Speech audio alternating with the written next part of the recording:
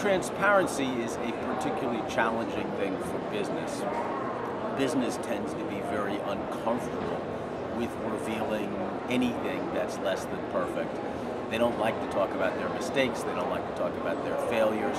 They think that by being transparent and talking about what's wrong, they will be at a competitive disadvantage, that their customers and consumers won't like them, and it couldn't be further from the truth. People know in today's world that business is far from perfect. They don't expect business to be perfect.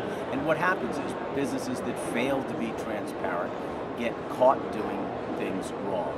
And in many cases, lose billions and billions of dollars in their brand and their reputational value. And yet, no matter how many times one business watches this happen to another business, they think it won't happen to them. And they rationalize keeping things secret. They rationalize publishing corporate responsibility reports that only talk about what's good and fail to talk about what's wrong. And Seventh Generation has really tried to be a pioneer in what we call radical transparency. Being transparent until it hurts. Being transparent until our lawyers are jumping up and down and yelling in agony for fear that we're going to destroy the business, and it just doesn't happen. In many respects, the foundation of our authenticity is all about transparency.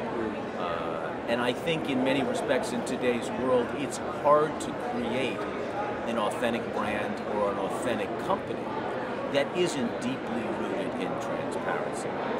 Transparency also is something that businesses felt that they could control. They could issue a press release or publish a story, and they were in control of the message. And that world just doesn't exist anymore.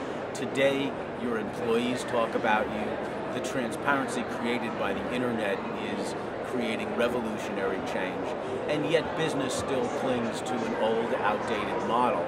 And I think that the companies that will be successful, that will build deep relationships that stick with consumers, is those companies that will be transparent and expose the good, the bad, and the ugly, and thrive as a result.